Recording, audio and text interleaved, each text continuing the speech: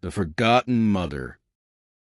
In a small, quiet town, surrounded by vast fields and a dense forest, there lived an old woman named Eleanor.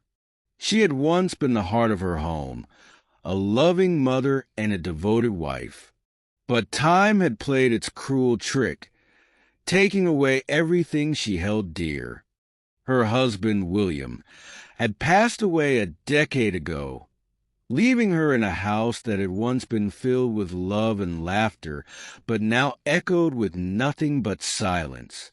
Her children, whom she had raised with endless care, had moved away in search of better lives.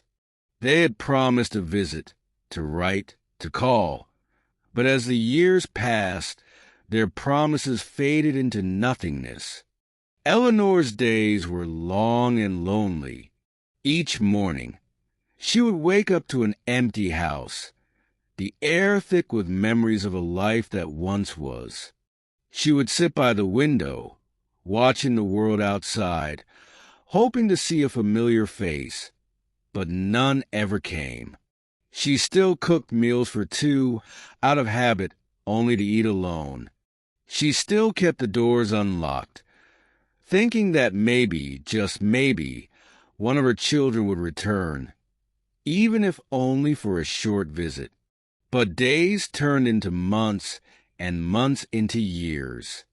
She wrote letters to her children, telling them about her days, about how the house felt too big, how she still kept their rooms tidy just in case they decided to come home.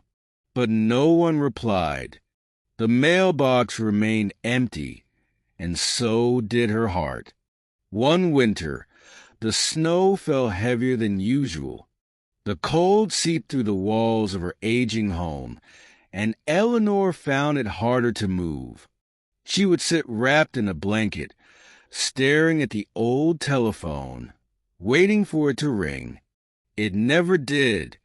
One evening, she lit a candle and placed it by the window, just as she had always done when her children were young. It was a tradition.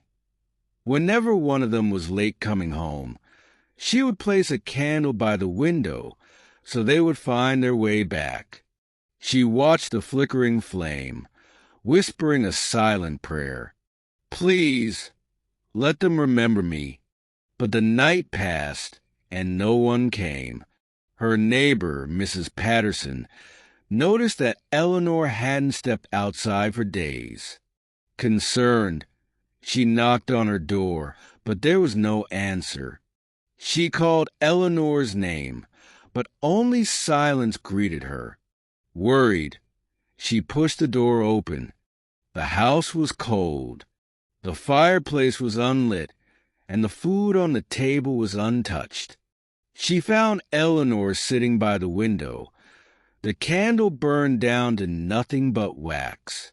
Her frail body was still, her eyes closed as if she had fallen asleep while waiting.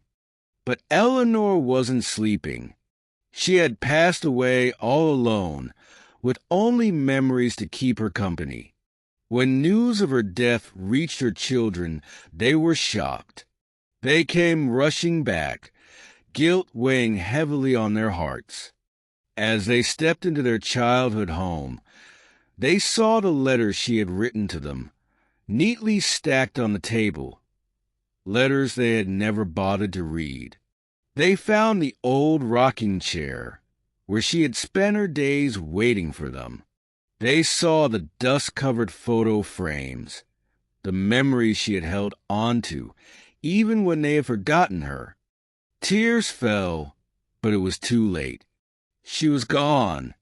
The town gathered for Eleanor's funeral, but the person who had longed for company in life was now surrounded by people only in death.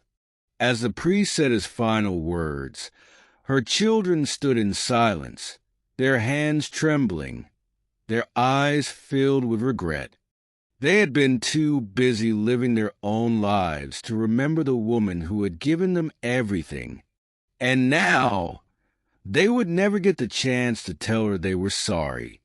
As they placed flowers on her grave, the wind whispered through the trees, as if carrying Eleanor's final words. I waited for you, but you never came. And with that, the forgotten mother was forgotten no more. But it was far too late. Never forget the ones who love you the most. Time waits for no one, and sometimes, by the time we realize our mistakes, it's too late to make things right. The end.